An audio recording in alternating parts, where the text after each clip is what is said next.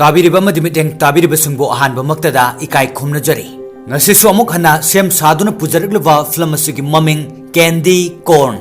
ꯍꯥꯏꯔꯤꯕ ꯐꯤꯂꯝ ꯑꯁꯤ 13 September 2019ꯗ release ꯇꯧꯈꯤꯕ ꯍꯣꯔꯔ ꯑꯃꯁꯨꯡ ꯊ꯭ꯔꯤꯂꯔꯗ ꯕꯦꯁ ꯇꯧꯕ ꯐꯤꯂꯝ ꯑꯃꯅꯤ ꯐꯔꯦ ꯑꯗꯨꯗꯤ ꯌꯥꯝꯅ ꯀꯣꯏꯊꯣꯛꯇꯅ ꯐꯤꯂꯝꯒꯤ ꯋꯥꯔꯤ ꯄꯔꯤꯡꯗ ꯂꯥꯛꯆꯒꯦ ꯐꯤꯂꯝ ꯑꯁꯤꯒꯤ ꯑꯍꯧꯕꯗ ꯃꯃꯥꯟꯅꯕ ꯃꯔꯤ ꯔꯦꯁꯇꯨꯔꯦꯟꯗ ꯐꯝꯗꯨꯅ ꯋꯥꯔꯤ ꯁꯥꯟꯅꯔꯝꯃꯤ ꯃꯈꯣꯏ ꯃꯔꯤꯒꯤ ꯃꯅꯨꯡꯗ ꯅꯨꯄꯤ ꯑꯃ ꯌꯥꯎꯔꯝꯃꯤ ꯃꯈꯣꯏꯒꯤ ꯃꯔꯛꯇꯒꯤ ꯅꯨꯄꯥ ꯑꯃꯒꯤ ꯃꯃꯤꯡ ꯃꯥꯏꯛ ꯀꯧꯏ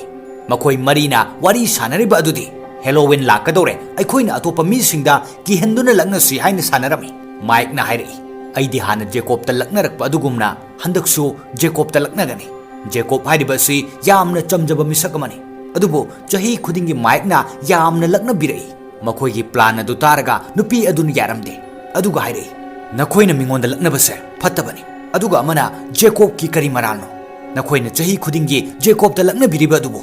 ꯃꯥꯏꯛꯅ ꯑꯃꯨꯛ ꯈꯨꯝꯂꯛꯏ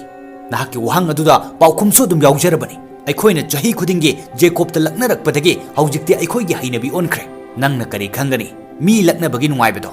ꯋꯥꯍꯩ ꯑꯁꯤ ꯇꯥꯔꯒ ꯅꯨꯄꯤ ꯑꯗꯨꯅ ꯃꯍꯥꯛꯀꯤ ꯕꯦꯁ ꯐ꯭ꯔꯦꯟ ꯑꯗꯨꯗ ꯅꯪꯗꯤ ꯑꯁꯨꯝꯅ ꯇꯧꯒꯅꯨ ꯍꯥꯏꯅ ꯍꯥꯏꯔꯝꯃꯤ ꯑꯗꯨꯕꯨ ꯃꯥꯏꯛꯅ ꯅꯨꯄꯤ ꯑꯗꯨꯒꯤ ꯋꯥ ꯑꯗꯣ ꯌꯥꯗꯕꯗꯒꯤ ꯅꯨꯄꯤ ꯑꯗꯣ ꯃꯐꯝ ꯑꯗꯨꯗꯒꯤ ꯍꯧꯒꯠꯇꯨꯅ ꯆꯠꯈꯤ ꯃꯥꯏꯛ ꯑꯃꯁꯨꯡ ꯃꯃꯥꯟꯅꯕꯁꯤꯡ ꯑꯗꯣ ꯔꯦꯁꯇꯨꯔꯦꯟ ꯑꯗꯨꯗ ꯆꯥꯕ ꯂꯣꯏꯔꯒ ꯃꯦꯅꯦꯖꯔ ꯇꯝꯅ ꯕꯤꯜ ꯄꯦ ꯇꯧꯕ ꯂꯥꯛꯂꯝꯃꯤ ꯃꯦꯅꯦꯖꯔ ꯑꯗꯨꯅ ꯃꯈꯣꯏꯗ ꯍꯦꯂꯣꯋꯤꯟ ꯂꯥꯛꯀꯗꯧꯔꯦ ꯅꯈꯣꯏꯒꯤ ꯀꯔꯤ ꯄ꯭ꯂꯥꯟꯅꯣ ꯍꯥꯏꯅ ꯍꯪꯂꯛꯄꯗ ꯃꯥꯏꯛꯅ ꯅꯨꯄꯥ ꯑꯃ ꯂꯩ ꯃꯥꯕꯨ ꯑꯩꯈꯣꯏꯅ ꯌꯥꯝꯅ ꯂꯛꯅꯒꯅꯤ ꯑꯁꯨꯝꯅ ꯈꯨꯝꯂꯛꯏ ꯋꯥꯍꯩ ꯑꯗꯨ ꯇꯥꯔꯒ ꯃꯦꯅꯦꯖꯔ ꯑꯗꯨ ꯌꯥꯝꯅ ꯏꯟꯇꯔꯦꯁ ꯂꯩꯅ ꯍꯥꯏꯔꯛꯏ ꯑꯩꯁꯨ ꯃꯐꯝ ꯑꯗꯨꯗ ꯂꯥꯛꯀꯦ ꯅꯈꯣꯏꯅ ꯂꯛꯅꯕ ꯑꯗꯣ ꯀꯔꯝꯅ ꯂꯛꯅꯕꯅꯣ ꯌꯦꯡꯒꯦ ꯃꯥꯏꯛꯅ ꯈꯨꯝꯂꯛꯏ ꯌꯥꯔꯣꯏ ꯄ꯭ꯂꯥꯟ ꯑꯁꯤ ꯑꯩꯈꯣꯏ ꯏꯃꯥꯟꯅꯕꯁꯤꯡꯒꯤ ꯄ꯭ꯂꯥꯟꯅꯤ ꯃꯦꯅꯦꯖꯔ ꯑꯗꯨꯅ ꯃꯈꯣꯏꯗ ꯔꯤꯀ꯭ꯋꯦꯁ ꯀꯟꯅ ꯇꯧꯗꯨꯅ ꯍꯥꯏꯔꯝꯃꯤ ꯃꯗꯨꯗ ꯃꯥꯏꯛꯅ ꯃꯦꯅꯦꯖꯔꯒꯤ ꯋꯥ ꯑꯗꯨ ꯌꯥꯔꯝꯃꯤ ꯄꯨꯟꯅ ꯆꯠꯇꯨꯅ ꯖꯦꯀꯣꯕꯄꯨ ꯂꯛꯅꯁꯤ ꯍꯥꯏꯅ ꯖꯦꯀꯣꯕ ꯃꯤꯌꯥꯝꯒ ꯃꯤꯃꯥꯟꯅꯗꯦ ꯋꯥꯈꯜ ꯈꯟꯕ ꯌꯥꯝꯅ ꯉꯝꯂꯝꯗꯦ ꯃꯍꯥꯛ ꯀꯦꯟꯗꯤ ꯆꯥꯕ ꯌꯥꯝꯅ ꯄꯥꯝꯂꯝꯃꯤ ꯃꯍꯥꯛꯅ ꯀꯦꯟꯗꯤꯁꯤꯡ ꯄꯝꯀꯤꯟ ꯕꯥꯁꯀꯦꯠ ꯑꯃꯗ ꯍꯥꯞꯇꯨꯅ ꯄꯨꯔꯝꯃꯤ ꯑꯗꯨꯒ ꯐꯦꯁꯇꯤꯚꯦꯜ ꯃꯐꯝ ꯑꯃꯗ ꯆꯠꯂꯝꯃꯤ ꯖꯦꯀꯣꯕ ꯐꯦꯁꯇꯤꯚꯦꯜ ꯃꯐꯝ ꯑꯗꯨꯗ ꯊꯕꯛ ꯁꯨꯕ ꯂꯥꯛꯈꯤꯕꯅꯤ ꯃꯐꯝ ꯑꯗꯨꯗ ꯐꯦꯁꯇꯤꯚꯦꯜꯒꯤ ꯑꯣꯅꯔ ꯑꯗꯨꯅ ꯖꯦꯀꯣꯕꯇ ꯍꯥꯏꯔꯛꯏ ꯅꯍꯥꯛ ꯄꯨꯛꯅꯤꯡ ꯆꯪꯅ ꯊꯕꯛ ꯁꯨꯒꯗꯕꯅꯤ ꯑꯁꯣꯏꯕ ꯊꯕꯛ ꯑꯃꯠꯇ ꯇꯧꯕ ꯌꯥꯗꯦ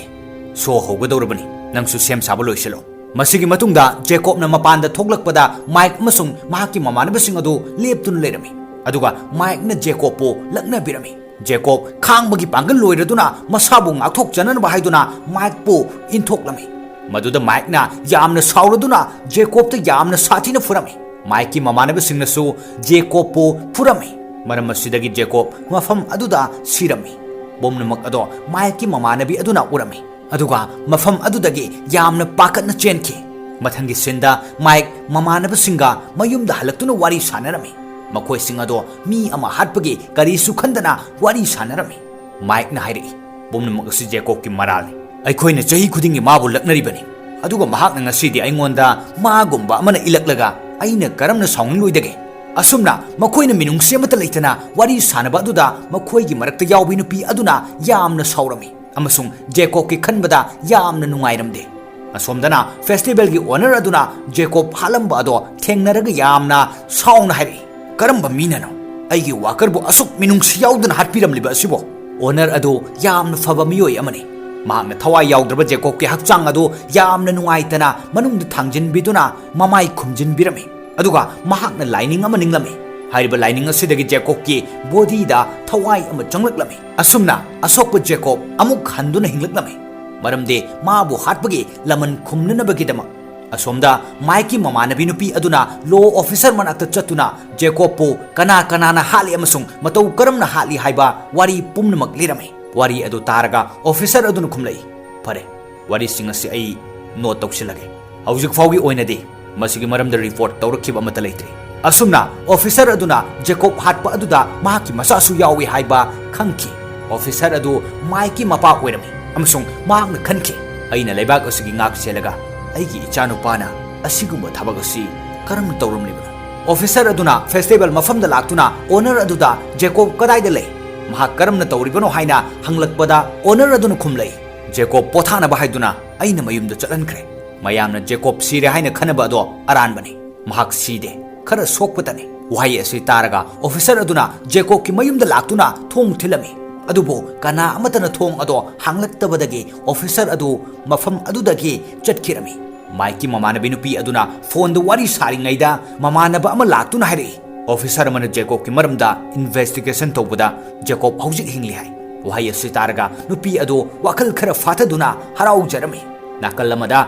manager adu ulai mahakna maika punduna Jacob pu hatpani manager aduna kanagumba ama dairami aigi punsida handaki Halloween asina khwaidagi nuwaiki asumna hairamlaga mahakna washroom da changlakpada pumpkin basket ama lerami basket aduda corn candy yaurami mahakna corn candy ado chaba haurakpada Jacob hingduna thoklakpa adu uraga yamna ngaklami Jacob na manager adu yamna sathina hatuna laman khumlami ngayak leiraga mafam aduda officer adu laktuna investigation tawrami mafam aduda candy corn chaiduna leramba thengnarami madu uraga officer aduna khanglami madudi numit aduda Jacob ta laknaba aduda manager asisu yawi haiba officer aduna thodok asi Jacob na hatpani haina chingnarami mafam aduda maiki mamanabi nupi aduga mahaki best friend aduga su laklami officer aduna makoi ani da wari sing adu lerami makoi ani na maiki manakta chatuna wari sing adu tambada maik na hairi Jacob na mi hatpa haibado madu oithokta wani mangonda mi hatpagi thona kadai dagi lakadoribano mangonda thona kharada oirbasu yaurabadi ꯑꯩꯈꯣꯏꯅ ꯃꯉꯣꯟꯗ ꯂꯛꯅꯔꯤꯕ ꯑꯗꯣ ꯌꯥꯔꯣꯏꯗꯕꯅꯤ manager ꯍꯥꯠꯂꯝꯂꯤꯕ ꯑꯗꯨꯗꯤ ꯃꯍꯥꯛꯀꯤ ꯌꯦꯛꯅꯕ ꯑꯣꯏꯔꯝꯒꯅꯤ ꯃꯗꯨꯅ ꯍꯥꯠꯄ ꯁꯣꯏꯗꯅ ꯑꯣꯏꯔꯝꯒꯅꯤ ꯋꯥꯍꯩ ꯑꯁꯤ ꯇꯥꯔꯒ ꯑꯇꯣꯞꯄ ꯃꯃꯥꯟꯅꯕꯁꯤꯡꯅꯁꯨ ꯃꯥꯏꯛꯅ ꯍꯥꯏꯔꯤꯕ ꯑꯗꯨꯝꯅ ꯈꯟꯅꯈꯤ ꯑꯁꯨꯝꯅ ꯃꯃꯥꯟꯅꯕꯁꯤꯡ ꯑꯗꯨ ꯃꯌꯨꯝ ꯃꯌꯨꯝꯗ ꯍꯟꯅꯔꯝꯃꯤ ꯉꯥꯏꯍꯥꯛ ꯂꯩꯔꯒ ꯃꯥꯏꯛꯀꯤ ꯃꯃꯥꯟꯅꯕ ꯑꯃ ꯃꯌꯨꯝꯗ ꯃꯊꯟꯇ ꯂꯩꯔꯝꯃꯤ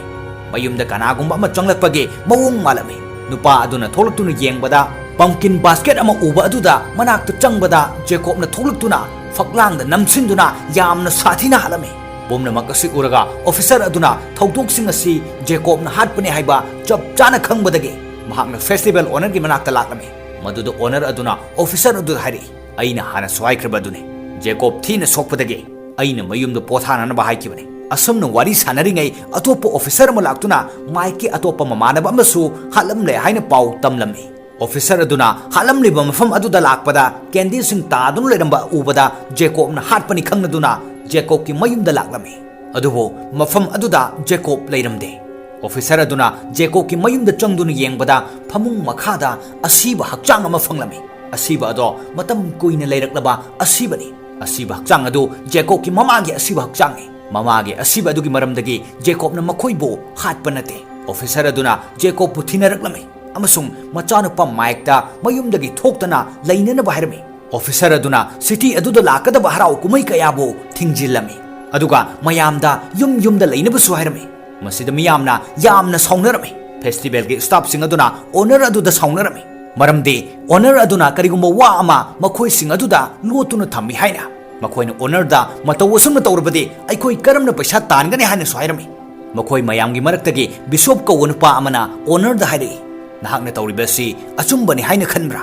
नहाकना हायबा खुदिंगमक अइना लोइना थाजगनी हायना खनब्रा वहाई असि तारगा ओनरना खुमलई अइना तौरिबसे अचुंबनी अइखोयगुंबा थाक अनेम्बा कनासु लैजदबसिंगसे अवाबा कया खांगदुन लाकपनी इना खुनबा माइकुंबसिंगना अइखोयबु करिसु लैतना खले मखोयना अइखोयबु लाकनबी मखोयना अइखोयबु यामना चागले अमसुंग अइखोयदा लकनबसे मखोयगी हैनबी अमगुमना तौरे माइक अमसुंग महाकी ममानबसिंगना जेकोब पोहाटखिबनी अइनदि जेकोबो अमुक हन्ना हिंगदनबनी मरमदि महाकपु हाटपगी लमन खुमननबा हायदुना नंगसु हायो अइने तौरिबसि अरानब्रा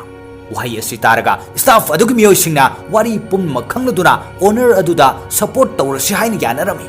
मथंगी सिंदा माइकी ममानबी नुपी अदुगा महाकी बेस्ट फ्रेंड अदुगा मफम अमदा लेमिनरमी नुपी अदुना मनुंगदा ngaihak चंगलुरगा थोगलकपदा ममानबा अदु सीदुना लैमाइदा तारगा लेरमी नुपी अदुना ज्ञान ngauraduna leiringai जेकोबना तुंगलोमदगी लाकलगा नुपी अदुगी मरै अदु चिंगथोक्तुना थदलमी मरम असिदगी नुपी अदुसु मफम अदुदा सिरमी तांजा अदुदा ऑफिसर अदु मफम अदुदा लाक्तुना मनुंगदा येंगबदा असिबा हक्चांग अनि अदु थेंगनरमी ऑफिसर अदुना पुमनमक खंगनदुना मचानुपा माइकता फोन तौरमी अदुगा हायरमी येंगो नंगी नमानबा पुमनमक हाटखरे नंग युमदगी थोक्तना लेयु नत्रबदी नंगसु जेकोबना सोयदना हाटखरगनी वही असि तारगा माइक यामना साउरदुना मयुमदगी थोक्लगा फेस्टिवल तौफम अदुदा लाक्लमी अदुगा मफम अदुदा यामना साउना लाउबदगी ओनर अदुगी मी अमा लाक्तुना माइक अदु मकुकना फुदुना वांथालमी असोमदना ऑफिसर अदु मयुमदा हलक्लमी अदुगा मचानुपा अदु थिनबदा फंगलमदे officer aduna thinarakpada mafam aduda festival gi owner adu famduna lerami officer aduna nongmaina target tawduna aigi ichanupa kadaida leibano haina hanglai tanja aduda tunglomdagi bishop laktuna attack torpadagi officer adu wan tharami owner aduna thang sori ma lokthoknaga officer adu mangak takaktuna masaga makoka tongan khaidokladuna officer adu mafam aduda halami asomda maikna gyan taraktuna mamit fangkhalakpada chokri amada punduna lerami aduga manakta kana amata leramde ngahak leraga lapna officer adugi gari thorakpa adu urami maikna gari adu uraga mapani khanduna yamna haraujarami adubo maiki wakhal arhanbani gari adudadi mahaki mapa ado yauramde gari aduda maiki mapa ki makok yauraklami